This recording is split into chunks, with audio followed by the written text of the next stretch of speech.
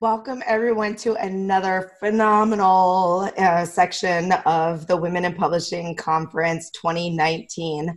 I am really thrilled to bring you Amy Collins, who I wish I had known for the past few years, but I actually just met her live and in person at Digital Book World this last year. Yes, this last year in Nashville. And she is a powerhouse of knowledge. I'm going to tell you a little bit about our session, and then I'm going to read you her bio, and then we're going to get into it. So Amy was a bookseller for a long time, meaning she was actually one of the people who took people's books and went out and sold them into stores. So she has so much knowledge on placement of books. She's also really, really knowledgeable about the library process. So this is the way this interview is going to go, because there's so much detail on this, and because we have an audience that spans from brand new authors who are just thinking about writing a book all the way to publishers who are helping authors get their books out there. We're going to start really big overview and then hang with us to the end if you're more advanced or already published or a publisher, and we're going to get down into some nitty gritty that will be more appropriate for someone who no longer needs the big picture but needs the okay, how do I do this stuff? So Amy Collins is the president of New Shelves Books, one of the best-known book sales and marketing agencies in the U.S. Collins is a trusted expert speaker and recommended sales consultant for some of the largest book and library retailers and wholesalers in the publishing industry. She knows some stuff. I've been around and she knows some stuff. Stop reading, it's boring. I know. Okay. So, but what's really fun is that she and I both collaborated in a book recently. And what's really funny is we collaborated in the book and we did not know we were collaborating because it was a big collaboration. Then we met each other in person and we were like, your name sounds so familiar. Why do I know you? And then the next week our book hit the USA Today list and we were like, that's why we know each other, and our names are right next to each other on the USA Today thing. So very exciting. She sold a lot of books for a lot of people, and she's going to dig into it today. Thank you, Amy, for taking time out, because I know you are super busy and your knowledge is just so invaluable to everybody who is participating today. Oh, Alexa, I'm such a fan. I'm such a fan of you and this conference and everything you guys are doing. So libraries, huh? You guys want to talk about libraries? Well, what I'd like, if it's okay with you, before we dig into the libraries are huge, and everybody's always like, how do I get my book in a library? They're also, how do I get my book in a bookstore? Can you just quickly let people know what it is that allows people to get into a bookstore? So we're considering this from the view of self-published authors, what they have to do that's different than just putting their book on Amazon. Okay, well, Amazon. Yeah, sorry, go ahead. No, Amazon touts itself as the world's biggest bookstore, but it's not really. I mean, it's the world's biggest dog food store. It sells more shoes, but books are way down on the list on Amazon. If you look at Amazon's reports and what their top categories are, books aren't even in the top 3 in terms of what they're focusing on. They may not even be in the top 5. Bookstores and libraries focus on books. I know when you walk into a Barnes & Noble, sometimes it's hard to tell that they're focusing on books because the first 3 rows all seem to be toys, jewelry making, and yes, games. But here's the thing about brick and mortar bookstores and about libraries that are different from Amazon. Anyone can put a book up on Amazon. They can print it using print on demand, and the book will be out there. Bookstores have certain needs and criteria. So do libraries. And let me run through them real quick. Here's some of the things that bookstores need. They need to be able to order your book from a wholesaler. While, yes, it is possible to get a local bookstore to buy your book from you on consignment, if you want to be in a couple hundred bookstores, and if you certainly want to be in a bookstore across the country, bookstores are not going to put up with, nor should you, with setting you up as a vendor and you having every month to send them an invoice and check they're not going to do that. Do you have any idea how many books bookstores hold? They're not going to, so you need to be in a wholesaler. Ingram is a great one. Baker and Taylor is a good one. Bookazine on the East Coast, America West on the West Coast. There are wholesalers out there who buy books from people like you, from different different publishers, and make them available to bookstores and libraries. Libraries for the most part, have to have you in a wholesaler. So that is because they actually, a lot of them are government entities that have contracts that say they can only buy from Baker and Taylor or from Ingram or Brodart. So that is the big thing, everyone. Wholesalers are key if you want to get into a building, a bookstore or a library. The other thing is you have to give the bookstore at least a 40% discount so that the bookstores can make enough money to make it worth their while to have your book on the shelf. Why would they take your book if you're only going to give them a 35 or 30% discount through a wholesaler when they can get a book on the same topic from Random House, and Random House is giving them a lot more. Right. So make sure, especially if you're print on demand, that you can afford to give the wholesaler the 55% discount that they require so that bookstores can get the 40% they need. And then the rest is all the same for success, no matter whom you're selling to. If you're selling to my mother or if you're selling to the top book buyer at Barnes & Noble, here's the criteria. Professionally edited, really well written. You've had several professionals, not your local quilting club, professionals give you feedback, and feedback you listen to. You know, even Shakespeare had an editor. You need an editor. You need to have your book professionally designed. No, it is not okay to have your mother-in-law's painting on the cover of your book. It's just not. Your book needs to be proofread. It needs to be laid out and designed. I got to tell you, for everyone out there who's saying, well, 6x9 means that I can lower my page count, that's not the way to think about it. I need you to become experts in your genre. And if you've written a small, quirky, inspirational self-help memoir, for the love of God, please don't make it 6x9. How do I know this? Because I have spent time looking at the bestseller list, and I see that every inspirational, quirky, self-help memoir, most of them are being put out by Simon & Schuster lately. They're on a real roll. They're all smaller. So pay attention to what's happening. Publish your book properly. Don't just print it, publish it. And then you've got a real good shot in the bookstores. I hope that's what you wanted. That is perfect. That is so good. And, you know, I see this a lot. People are just like, well, we can self-publish, so we can do it. You know, they think that self-publishing means do it all myself. And that is not what self-publishing means. They also say, I can self-publish because I want to have control and I want to be different.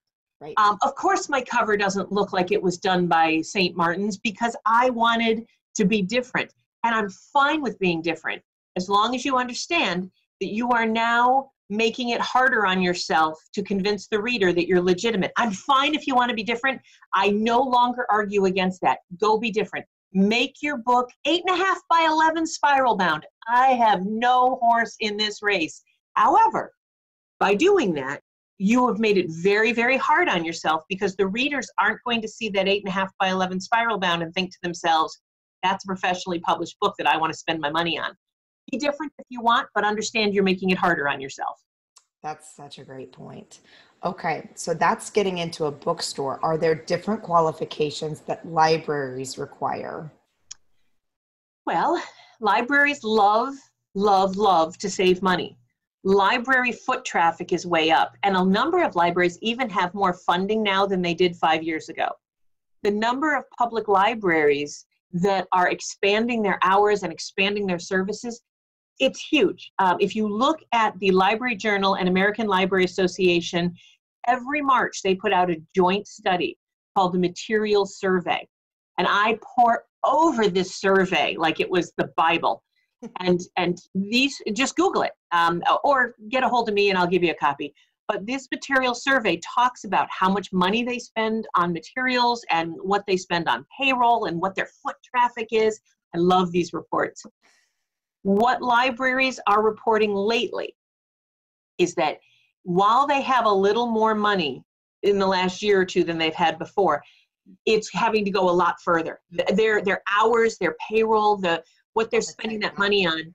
Technology. The last time I walked into my library, I was like, what is all of this? Yeah.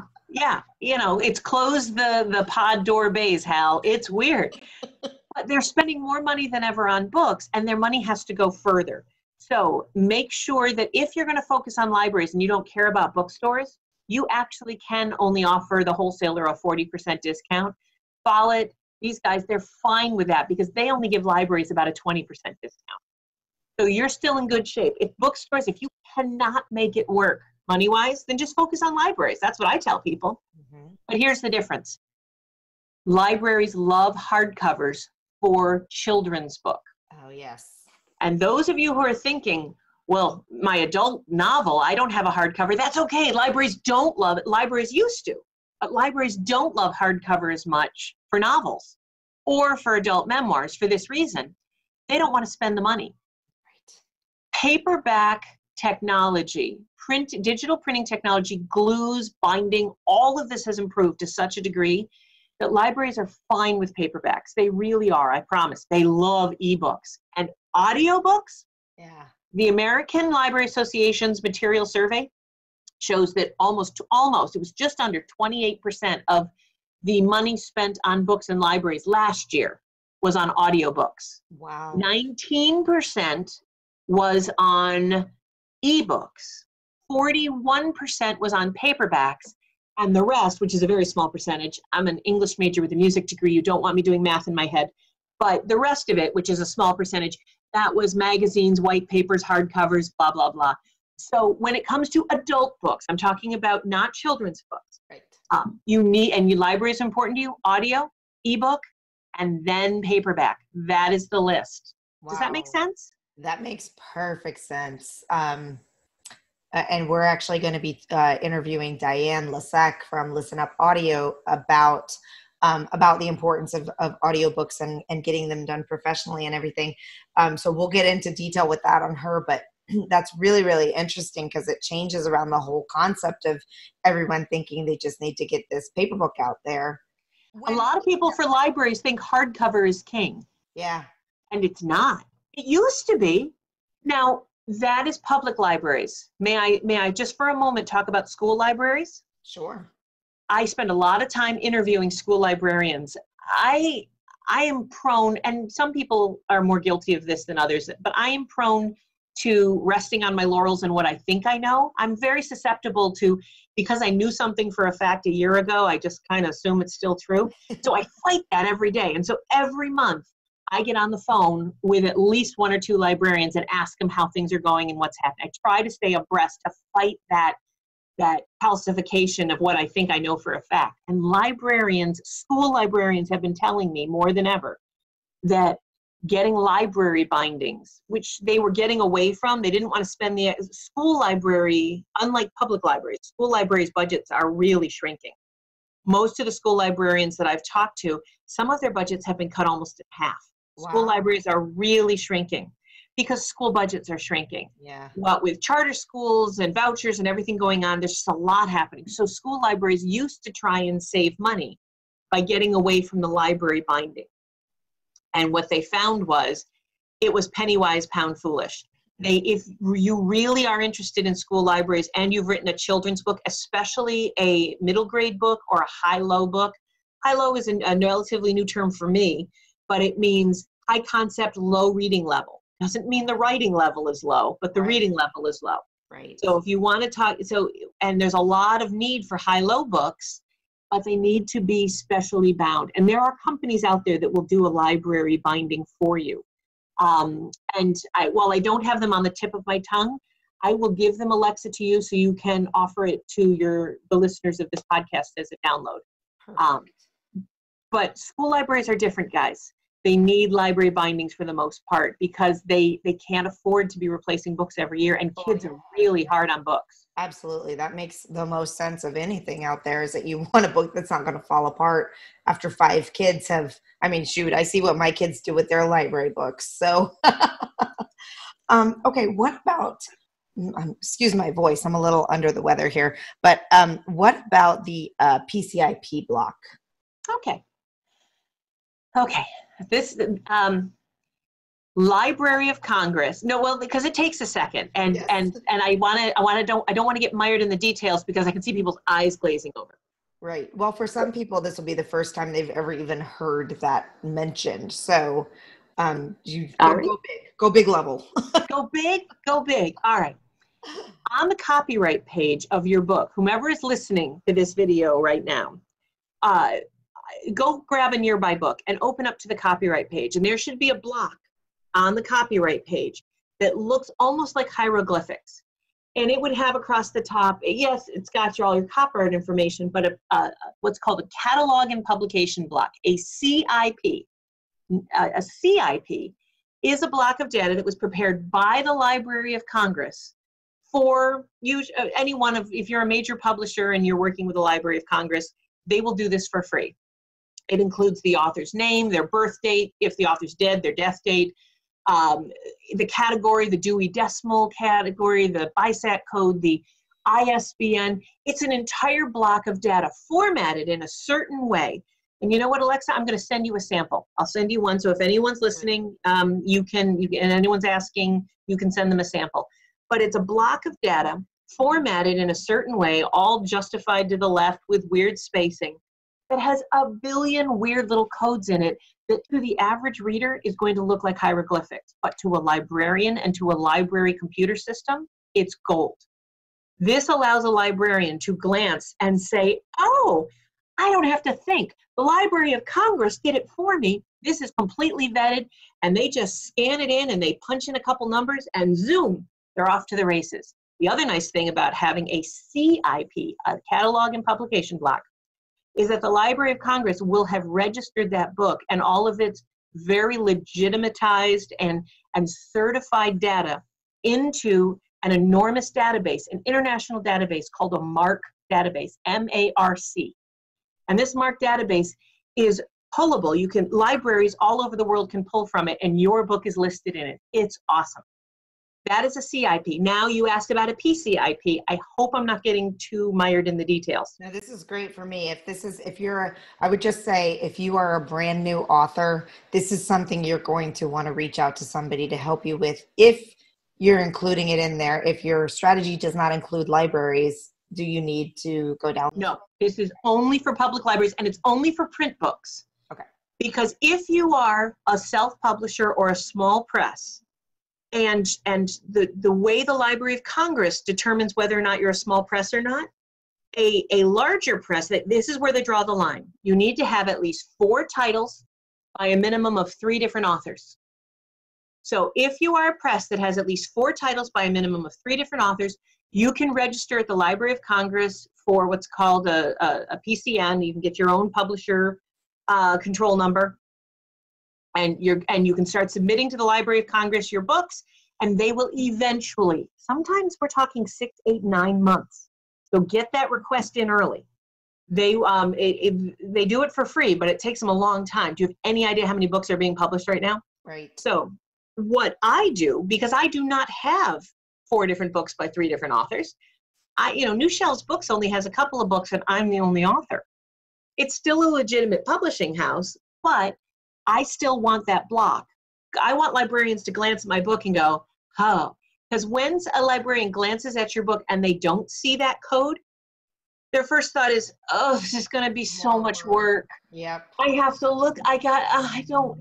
And 9 times out of 10, the librarian may love the book, but if they don't love it, it's going to go in the no thank you pile, and they're going to pick up the next book because they don't feel like doing that work. Right. And they don't have the staff. Right. So you need a PCIP, and feel free, Alexa, be ready to mute me. I'm about to mention a company that I love. We're good to go. And we're back.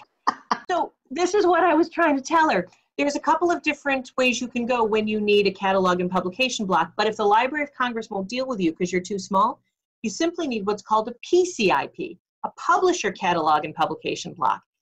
And these are prepared by third parties. These third-party companies are either certified and allowed through the Library of Congress to do a block for you, a CIP block, and they will do everything the Library of Congress did. They'll get you into the MARC database. Your book will show up on a wonderful resource called WorldCat, worldcat.org, which is the interface that the libraries use to see if a book is legitimate. And you can use one of these third-party companies that the Library of Congress has given the nod of approval to, and you will get all the same benefits of a Library of Congress one with a few exceptions. It won't be free. You're going to have to pay $100, maybe $120 per book. Now, again, just do the paperback and the hardcover. Don't bother with an ebook or an audiobook. That's okay. Right. If money's no object, go ahead, do all of them. But the paperback's what's most important. And what I want you to do is to keep in mind that this catalog and publication block can be prepared by any librarian under the sun. You can go Google PCIP right now, and there's a million libraries who can do it for you, but they're not certified. They did their training on their own. And so because of that, they're not allowed to put your data in the MARC database. You won't be on WorldCat. It'll look right, but it won't, but the librarians will know instantly. So that's why I like the Donahue Group. There were a couple of companies, Quality and Unique both did them, but they both went out of business in the last year, unfortunately. So for those of you who have heard of Quality and Unique library wholesalers, I'm afraid they're no longer with us. Oh. But the Donahue Group, DONOHUE, so it's DGIINC, DGIINC.com. That's how you get a hold of them. And tell Pat, Amy from New Shelf said hi.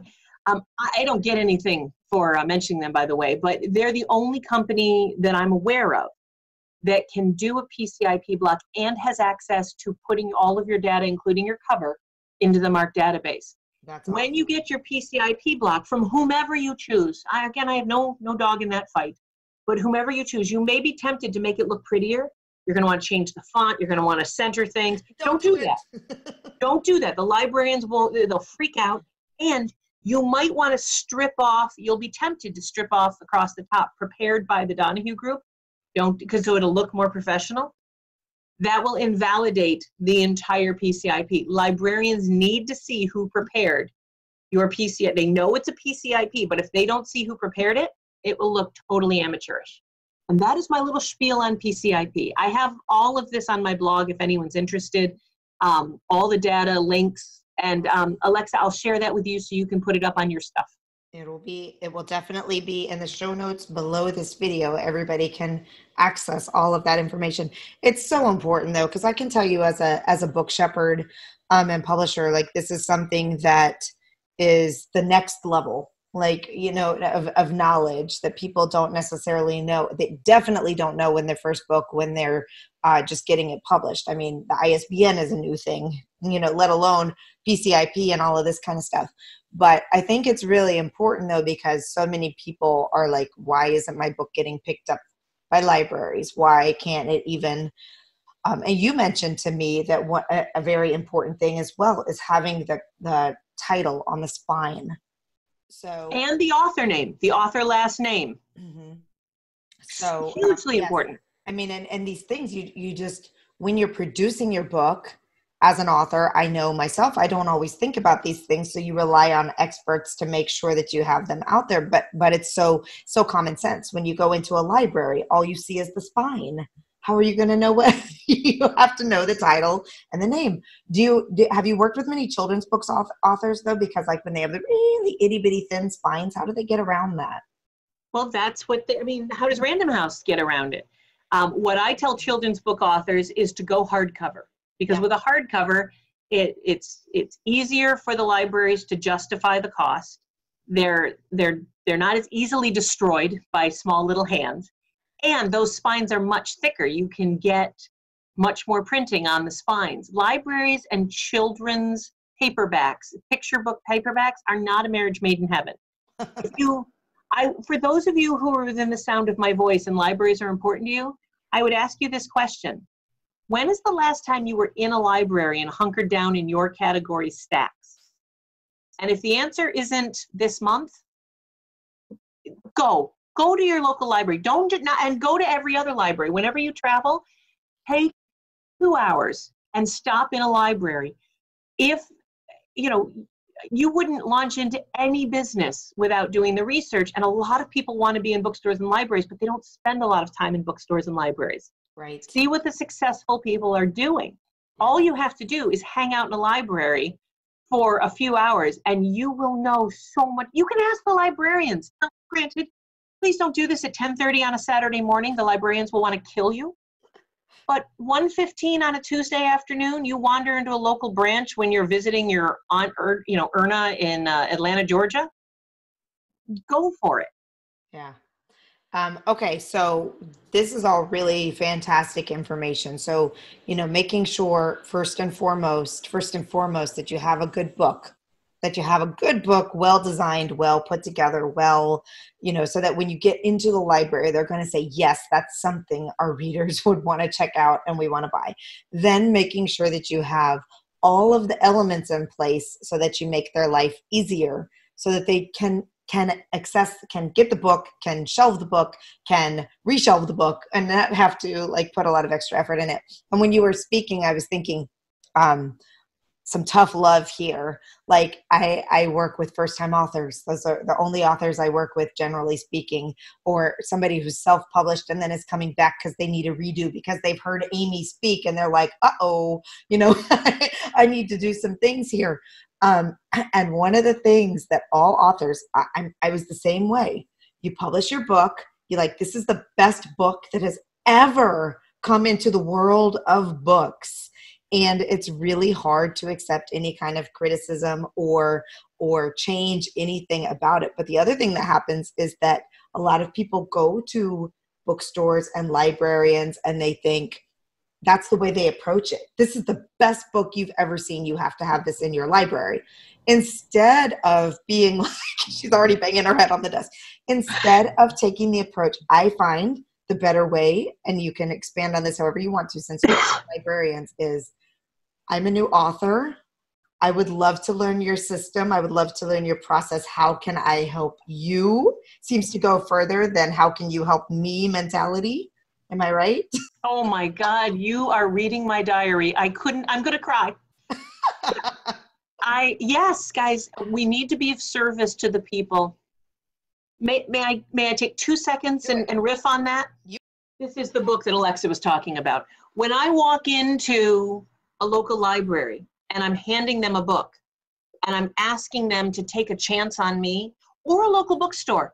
Let's not even just talk about libraries. A bookstore, a library, a pet store, your local art. This would be perfect at a paper store, a local gift shop. Lots of writers hang out in art studios. So when I walk in anywhere and I ask them to take a chance on me and on my book, that's not what I'm actually asking. What I'm asking is, dear bookseller, dear librarian, I would like you, because their shelves are full. Right. I would like you to reach up on your shelf and I would like you to take down some books that are very successful already. And I would like you to replace them with my book. I'd like you to put my book on that shelf in the place of like this book. There's only so much room on the writer's shelf. So I'm asking them to go take down a Writer's Digest book that has proven itself and is making them money. Take that down, set it aside, and put my book in its place. I'm asking them to take a risk. And librarians and booksellers alike, I don't care that one is a public entity and one is private. It doesn't matter to me. They need to achieve their goals. They need to make money. Librarians need to serve their patrons, and they need to and those librarians want to be in business a year from now. They want to keep their jobs. And if they're not serving their patrons, and if their turnover rate, meaning their checkout rates aren't high, if it drops below a certain level, those librarians might not be there a year from now. And they like their jobs. They want to keep their jobs. So you're asking them to risk their job on your book. And the same thing is true with bookstores.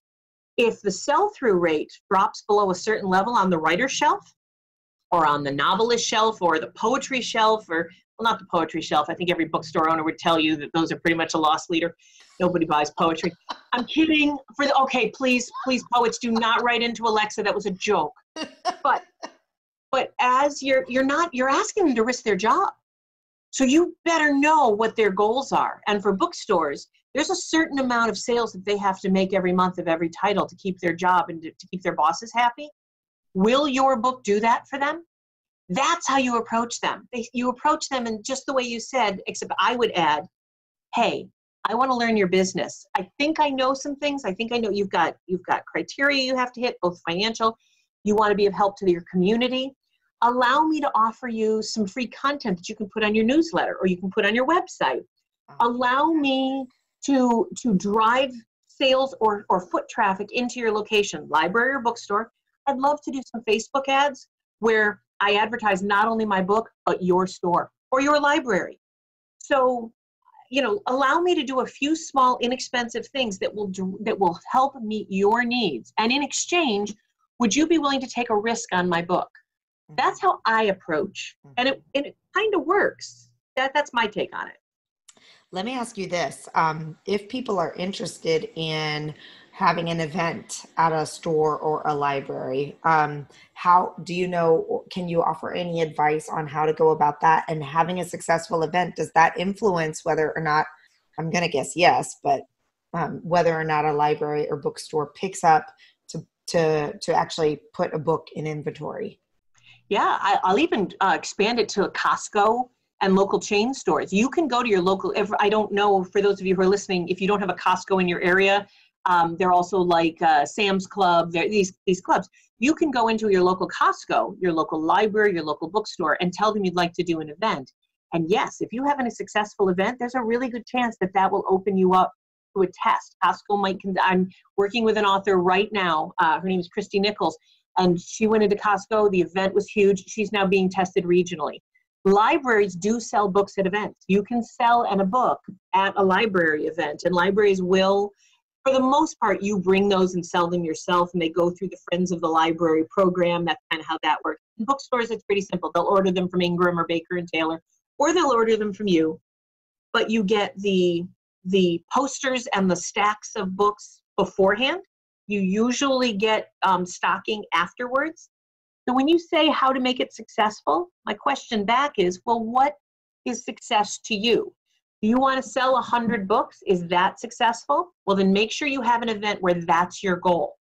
And if what's successful to you is a lot of press, you want radio and television that you can put on your website, well, then make sure that's your goal. Mm-hmm. Don't do a book signing.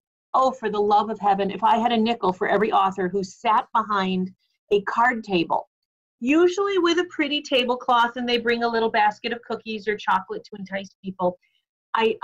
God, whenever I see this, my heart breaks. And what they end up doing is sitting at a bookstore or a library for 2 straight hours while people rush past the table, not making eye contact, trying not. And they say, oh, would you like to? Hey, how would you like to? No, don't. Do an event that meets your goals. Is your goal press? Then do something fun. If you're a children's book author, get a costume there. Have balloons, have a children's music. There's children's music bands will draw tons of people. Get the television and radio stations interested in your event because you are creating something exciting. Now, don't do this in November in the middle of the upper Northeast. I mean, you might want to do it in the parking lot outside in July. And in the bookstores, if you've written a novel part of it happens in Tuscany, do a Tuscan wine tasting. What a do an event that will entice people. If you've written an incredibly dry, depressing book about divorce and how not to lose custody of your children, and there's absolutely no way to sugarcoat that, then be straightforward. Start advertising an event where, and for topics like that, be aware that libraries love to offer this content online.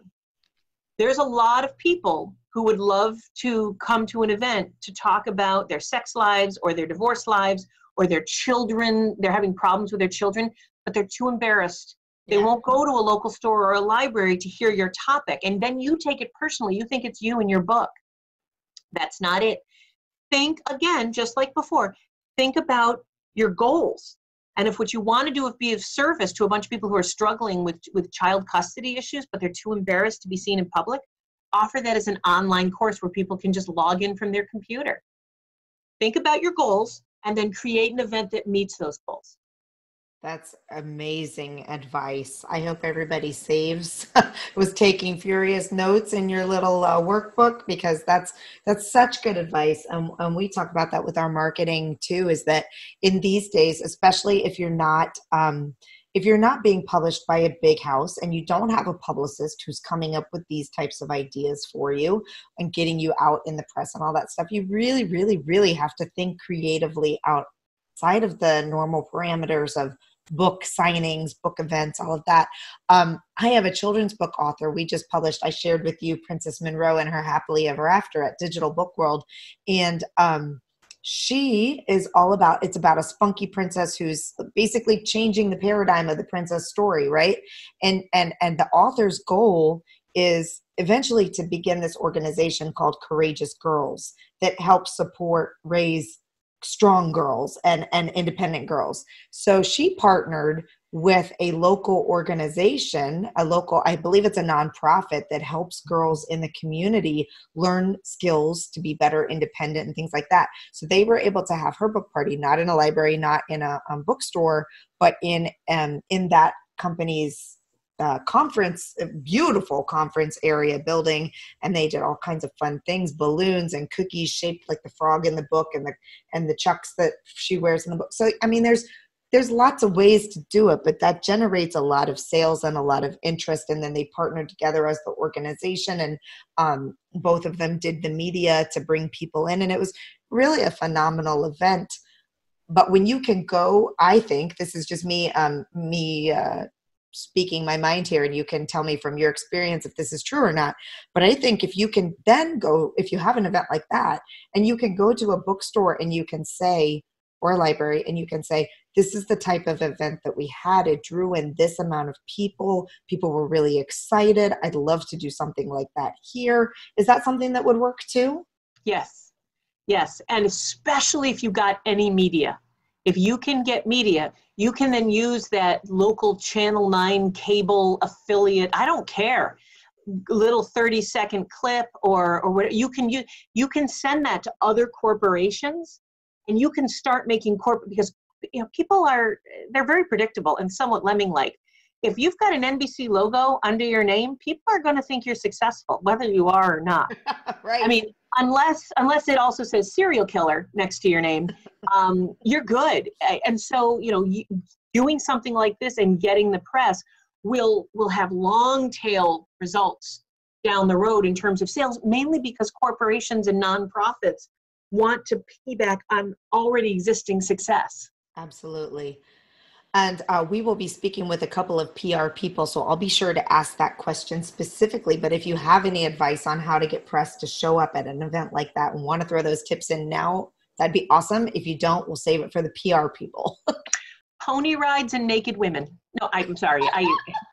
I'm sorry. I think you better ask the publicist, because the marketer in me is already getting really inappropriate.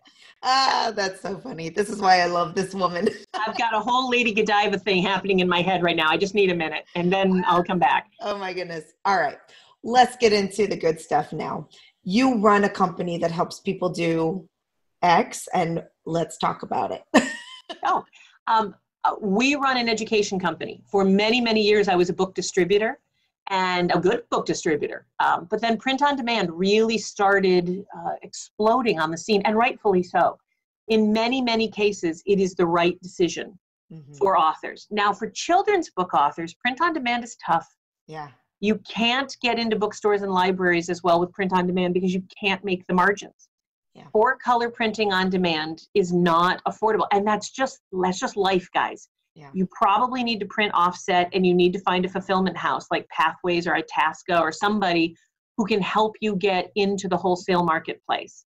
It's more time consuming. It costs more up front. I get that. But I have yet to find a way for cookbooks, children's books, for color glossy printing, for print on demand to really be appropriate for bookstores and libraries. However, print on demand is fine for Amazon. Amazon is 46% of the market right now. At least I'm speaking globally. It's a bigger percentage of the market if you factor in ebooks in just the United States, but globally, they're 46% of the book world right now. Right. So if I'm not thrilled when people say they're just going on Amazon, but I understand it. So start on Amazon. So what we do here is, instead of distributing books for people and selling for people, which is what we used to do, we learned over the last few years that if we can teach authors how to do it themselves, and even better, if we can find them a $15 an hour assistant or a $20 an hour assistant and teach that person how to do it, it only takes a half an hour to an hour a day. Honest to God, you can do everything to sell and market your book in under an hour a day, 3 days a week, and you're golden. But what we found is that authors don't often do that. Right. They won't spend the time. And even if I ask them for 20 minutes a day, 20 minutes Monday through Friday, take the weekends off, I can still help create for an author a sales and marketing plan that they can execute in 20 minutes a day that will dramatically increase their success over the next year. But what I can't do is help you sell 1 million books in a weekend or sell a truckload of books. I can't make you a #1 bestseller on Amazon, although most of my authors become #1 bestsellers on Amazon. I don't promise that. That's not what we do. I teach people sales and marketing techniques for their specific book and genre, and we can help in certain ways. If you need help with your Amazon ads, if you don't understand how to get into the library market, we have classes on that. If you're not interested in doing it yourself, if you're really not, we find you people who can do it for you.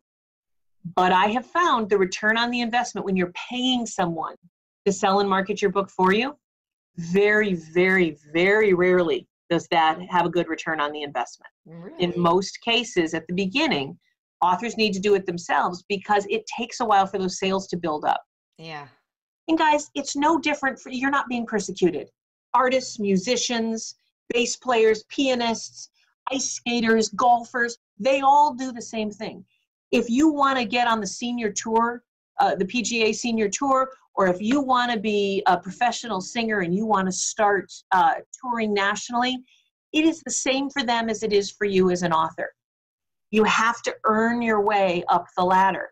Nobody gets their first gig at a local coffee shop singing, John Denver songs, and the next day is touring with Bob Dylan. That's not how it works. Right. I think I just dated myself a bit with those references, but authors, it's the same way. I wish there was such a thing as an overnight success.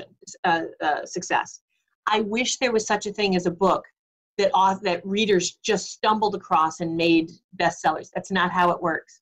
All those books that you've heard about, the Silo series and the Wool by Hugh and the Martian and all the books that people talk about. And back in the day, it was The Secret and The Shack and 50 Shades of Purple or whatever. Yes, I know what the book is called, trust me. None of those were overnight successions that just became successes. Those authors worked their heinies off for that to happen. Right.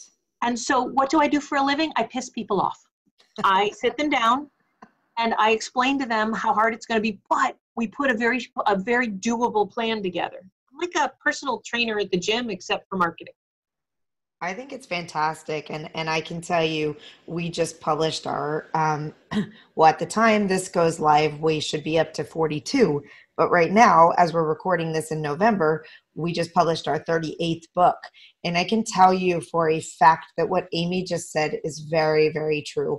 I've seen some amazing books come through, but without the marketing strategy and without the author willing to do the work, there's such a big difference. And I can tell you because I have plenty of authors who have said, I don't want to do that. I want you and your team to do it. And we can go and we can do the things, but it's never as successful. Not because we don't know what we're doing. There's just something about the author getting out there and being more involved and being part of the process and in being more engaged that just, it makes a big difference in the sales. My authors who are super involved in going out there and getting it, versus the ones who are just like, I just want my VA to do this stuff.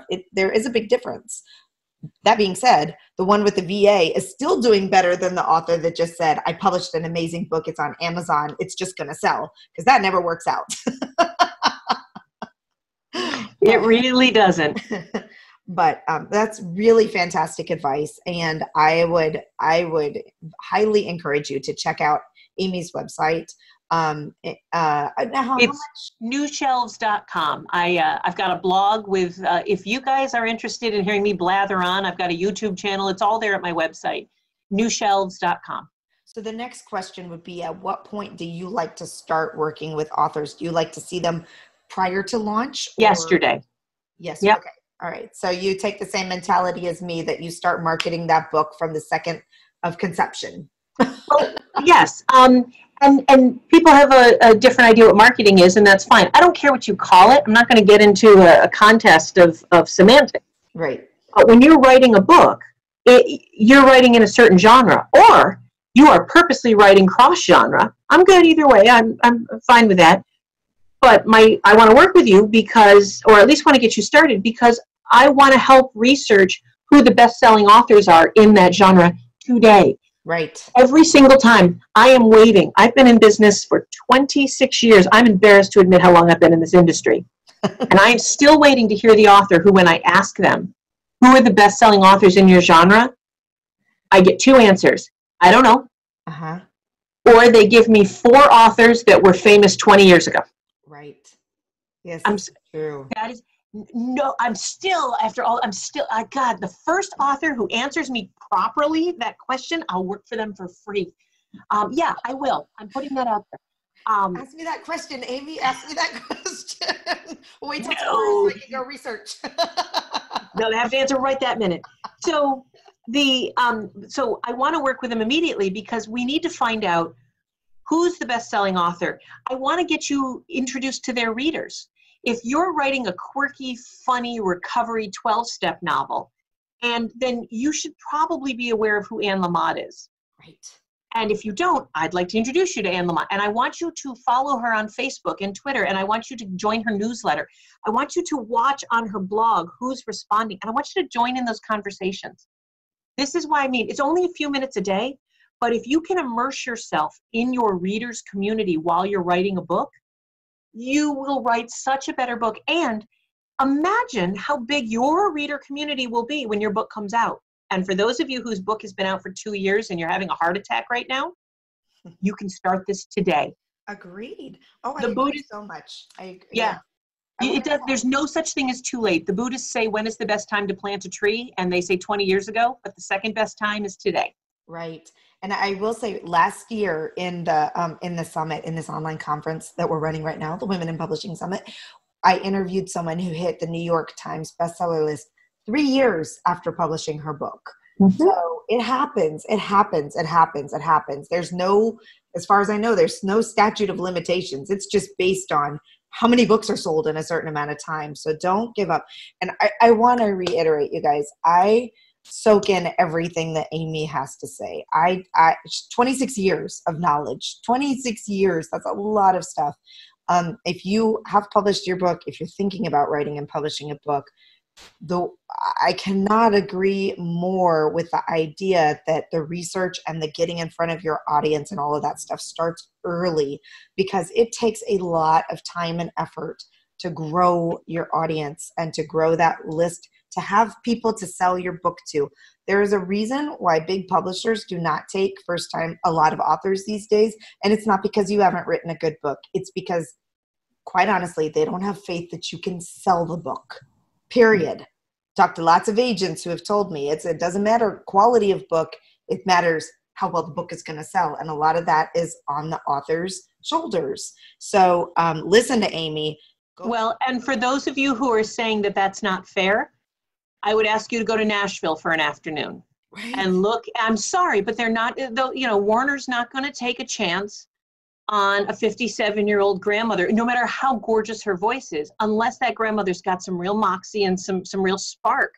Right. You have to show some hustle, whether you're a golfer or a musician or a writer. Yes. There's no difference. Yes, that is so true. So, oh my gosh, we've been talking for an hour. I think I could interview you for the entire day. But listen, a little Amy goes a long way. A little Amy goes a long way, but this was such valuable information for me. It helps to hear this reiterated. You taught me some new things today. I appreciate that very much. We've got some great resources we're going to have listed in the thing. We will be sending people your way. I feel a long partnership in line with us. So I just cannot thank you enough for sharing all of this knowledge, because it's so important. But I will say, it's just like anything else. I have read 700 books on how to lose weight, and I'm still overweight. You can teach me. I have to implement. You have to implement, ladies, and if there's any gentlemen who decided to participate in this. So with anything, Amy can tell you what to do all day long. If you're not willing to take the steps to do it, or hire her to do it for you, then it's not going to work. So hire Amy. hire somebody, do something. But I love this conference and I love the other people you're interviewing. I cannot wait to see this come out. it's going to be amazing, super amazing. Thank you, Amy, for your time. And just quickly, one more time, where do they go to find you? You can find me at newshelves.com. New, not old, shelves, what you put books on.com. There's blog, there's my contact information, there's all sorts of stuff there, including a free copy of my book. You can download The Right Way. And I've got a new edition coming out. When this releases, the new edition will have come out. Third edition of The Right Way. And I'm offering it for free on my website as a downloadable. Awesome. Go get it. All right. We will actually include that link directly in the notes so that people can just click on that and get on your list. All right. Thank you so much. I can't thank you enough. Thanks, Alexa.